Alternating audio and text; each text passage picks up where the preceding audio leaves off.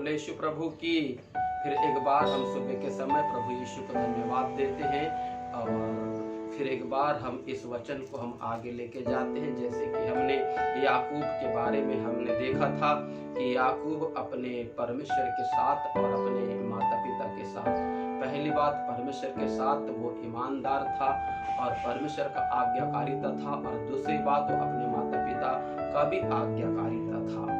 तो हम एक बात को देखते हैं कि जब याकूब जब अपने मामा के घर से लबान के पास से जब अपनी पत्नियों को और अपने बच्चों को लेकर जब वो वापस आ रहा था, तो मामा उसका पीछा करते हुए आया और पीछा करके वो ये नहीं चाह रहा था कि याकूब यहाँ से जाए, परंतु याकूब जो भी वहाँ पे धन जो इकट्ठा किया था, जो परमेश्वर ने उसको वहाँ पर आशीष दी थी, जब उसको लेकर आ रहा था तो उसका मामा पीछा कर रहा था। परंतु परमेश्वर के वचन में एक बात हमने जो देखा था वो ये था कि 31 के 24 में कि परंतु परमेश्वर ने रात को सपन में अरामी लबान के पास आकर कहा, सावधान रह कि तू याकूब से न तो भला करना और न बुरा करना। अर्थात मेरे परमेश्वर, मेरे प्रियो, इस वचन से एक बात मुझे ये समझ में आती है कि याकूब जो था वो याकूब 3 जगह वो ईमानदार था। पहला ईमानदार वो परमेश्वर के साथ था, और दूसरा ईमानदार वो अपने माता पिता के साथ रहा, और तीसरा ईमानदार वो अपने मामा लबान के साथ में था। क्योंकि जब लबान के यहाँ पर जब वो 14 बरस जब काम किया तो पता चला 14 बरस में 10 बार उसने उसकी मजदूरी को बदल दिया, परंतु लबान के जैसे हरकत याकूब ने नहीं किया। इसलिए परमेश्वर ने इस बात को जो याकूब के अंदर देखा, इसलिए परमेश्वर ने लबान से रात्रि काल को दर्शन में कहता है कि तू याकूब से न भला करना न बुरा करना। क्यों करना? क्योंकि यदि हम निर्गमन के 20वें अध्याय में अगर आ जाते हैं और उसका यदि 12 पद को अगर हम पढ़ते हैं तो निर्गमन 20 के 12 में ऐसे लिखा है, तू अपने पिता और अपनी माता का आदर करना, जिससे जो देश तेरा परमेश्वर यहोवा तुझे देता है उसमें तू बहुत दिन तक रहने पाएगा। अर्थात मेरे प्रियो कि आशीष का जो मूल है वो परमेश्वर की ओर से हर एक व्यक्ति को आशीष प्राप्त होती है, परंतु परमेश्वर हर एक व्यक्ति को डायरेक्ट कभी भी आशीष नहीं देता।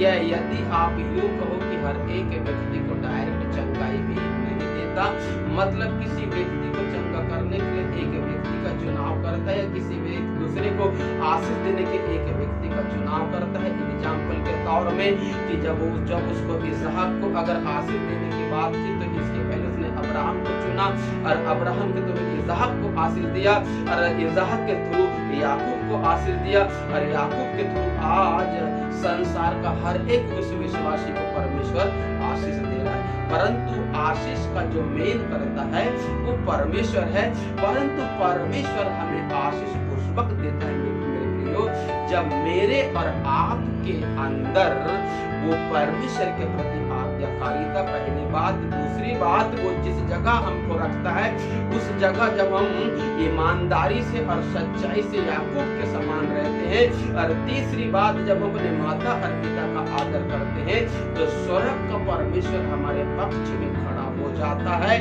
और जो आशीष जो वो हमारे लिए रखता है उस आशीष को वो निश्चय ही हमें देता है। इसलिए एक बात मैं आपसे कहना चाहता हूँ कि जितने भी प्रतिज्ञा की बातें जो परमेश्वर ने जो अब्राहम से किया था उसके बारे में एक वचन और मैं आपके सामने लाता हूँ, और वो वचन ये है कि उत्पत्ति 32वें अध्याय में यदि हम आ जाते हैं और उसका 24 अगर पद को हम पढ़ते हैं तो 24 से जब हम पढ़ते जब उसके 29 पद तक आते हैं तो यहाँ एक रोचक बातें है जो मैं आपको बताना चाहता हूँ। और याकूब ने आप अकेले रह गया, तब कोई पुरुष आकर वो पढ़ते तब उससे मल्लयुद्ध करता रहा। जब उसने देखा कि मैं याकूब पर प्रबल नहीं होता तब उसकी जांग की नस को छुआ और याकूब की जांग की नस उससे मलयुद्ध करते चढ़ गई। तब उसने कहा मुझे जाने दे क्योंकि भोर होने वाला है।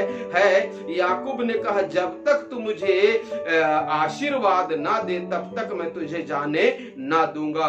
और उसने याकूब से पूछा तेरा नाम क्या है?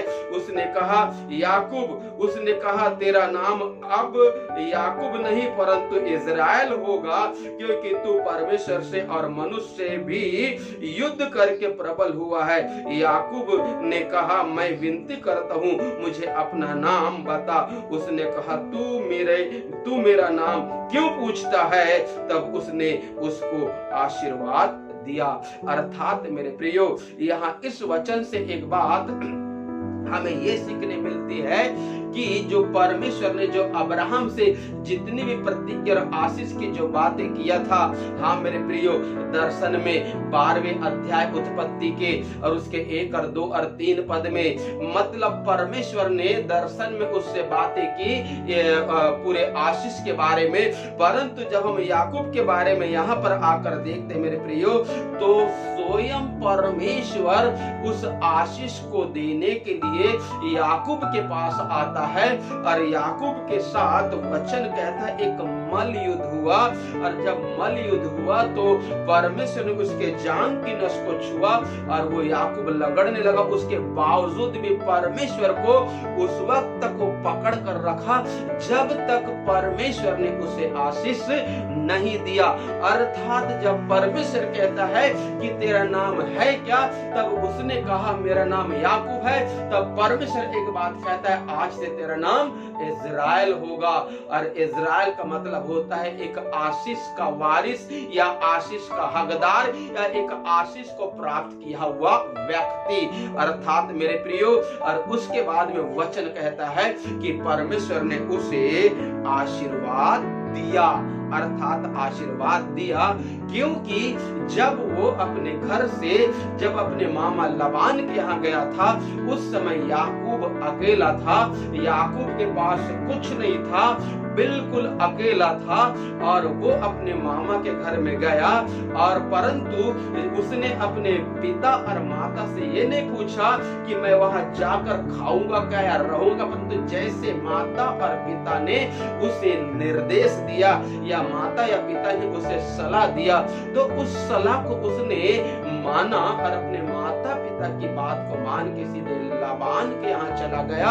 और लबान के यहाँ जाकर एक 14 साल तक कड़ा परिश्रम किया, 14 साल तक एक कड़ी मेहनत किया, 14 साल तक जंगल और झाड़ी में भेड़ और बकरियों को चराता रहा और चराता रहा। और परमेश्वर ने 14 साल तक निरंतर याकूब को देखते रहा क्योंकि कई बार क्योंकि लबान ने उसके साथ छल किया, परमेश्वर उसको भी देखा क्योंकि 10 बार उसके से छल किया और 10 बार उसके कमाई को उसने बदल दिया।